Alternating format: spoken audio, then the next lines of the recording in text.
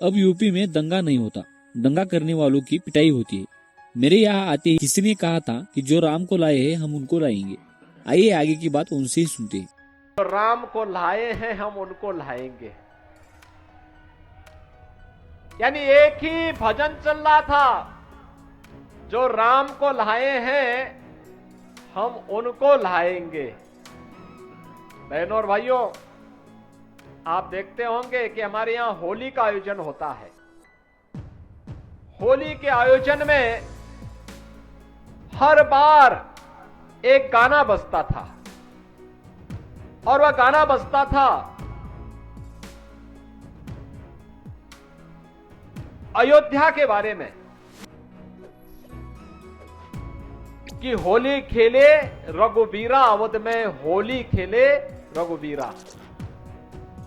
लेकिन 500 वर्षों तक, लगभग 500 वर्षों तक रामलला ने अयोध्या में होली नहीं खेली। 500 वर्षों के बाद यह सौभाग्य का अवसर आया जब अयोध्या में रामलला ने भव्य होली खेली, और इस बार खेली है। मैं पूछना चाहता हूं बहनों भाइयों, अयोध्या धाम में रामलला के द्वारा जो भव्य होली खेली गई, हमारी पीढ़ियां उसके माध्यम से तरी होंगी, क्योंकि प्रभु का आशीर्वाद सबको प्राप्त हो रहा होगा। तो हमारी पीढ़ी तो सबसे सौभाग्यशाली है। हमारे पूर्वज जिस कार्य को अपनी आंखों से तरसते, देखने के लिए तरसते थे, वह कार्य हमने अपनी आंखों के सामने देखा है। अयोध्या में प्रभु रामलला को विराजमान होते हुए देखा है। आज तो दूरदर्शन के साथ साथ चैनल ने, टेलीविजन ने आपको इतना आसान कर दिया। आपके स्मार्टफोन में अयोध्या का सारा कार्यक्रम लाइव चल रहा था, और इसलिए हम सौभाग्यशाली हैं। और दृश्य हमने देखा। मैं पूछना चाहता हूं बहनों और भाइयों, जो ये अवसर आया है, क्या ये कांग्रेस दे पाती, क्या अन्य दल दे पाते?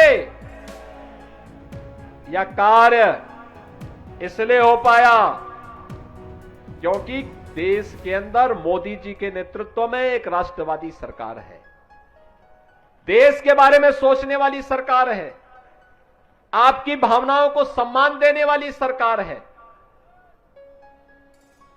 मैं भी नागपुर में आया हूं। मैं नागपुर के इंफ्रास्ट्रक्चर को देख रहा था। नीचे सड़क, फिर फ्लाईओवर, उसके ऊपर मेट्रो।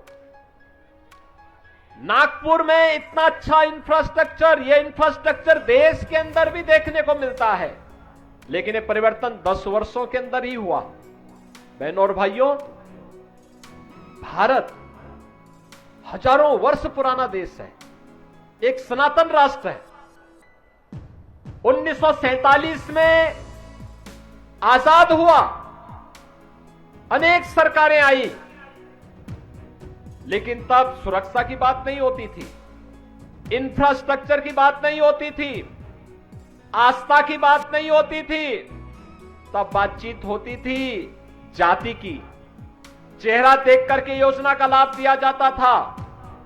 तब विकास की बात कोई नहीं करता था। आज विकास हो रहा है बिना भेदभाव के। गरीब कल्याणकारी योजनाओं का लाभ मिल रहा है बिना भेदभाव के। सुरक्षा मिल रही है सबको बिना भेदभाव के। चेहरा देख करके नहीं, सबका साथ और सबके विकास की भावना के साथ आज देश के अंदर गरीब कल्याणकारी योजनाओं का लाभ मिल रहा है। 80 करोड़ लोगों को फ्री में राशन, 60 करोड़ लोगों को 5 लाख रुपए की स्वास्थ्य बीमा का आयुष्मान भारत का कार्ड, 50 करोड़ लोगों को जनधन अकाउंट का लाभ, 12 करोड़ अन्नदाता किसानों को प्रधानमंत्री किसान सम्मान निधि का लाभ, 12 करोड़ गरीब परिवारों के घर में शौचालय का निर्माण, और 10 करोड़ गरीबों को उज्ज्वला योजना का फ्री में सिलेंडर।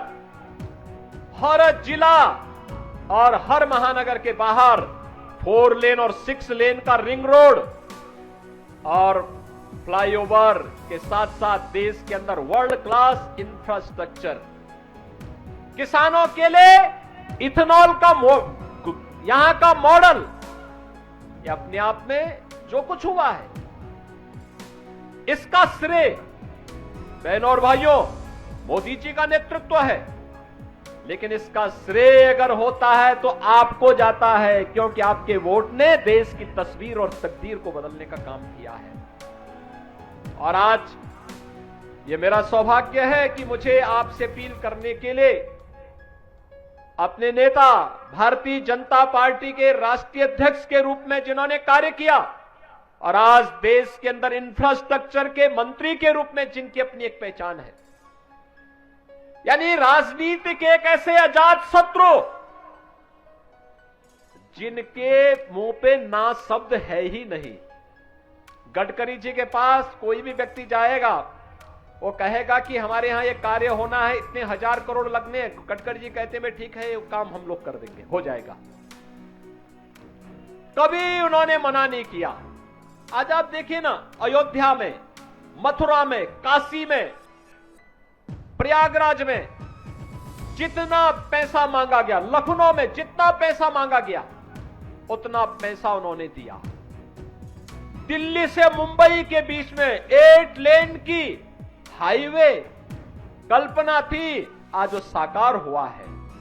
बहनों और भाइयों, राजनीति का ऐसा आजाद शत्रु जिसके बारे में कोई नकारात्मक टिप्पणी नहीं करता है, आप सबका सौभाग्य है आपके सांसद के रूप में आपको उनको चुनने का अवसर प्राप्त होता है।